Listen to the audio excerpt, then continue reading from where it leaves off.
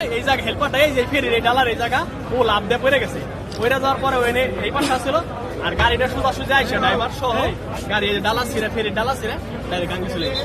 এমনি যাত্রী আসছিল না, যাত্রী আসল না, হেল্পার আসছিল আর ড্রাইভার আছে না, ড্রাইভার হেল্পার এই জায়গা পড়ে গেছে আর ড্রাইভার হলো আপনার ডাইরেক্ট গাড়ি সহকারে গাঙ্গি গেছে। আমাদের বাসটি দেখা যাচ্ছে এবং পানি থেকে উপরের দিকে উত্তোলন করা হচ্ছে। আপনারা সবাই সহযোগিতা করুন, আমাদের ফেরিতে উত্তোলন করে দেওয়া হবে।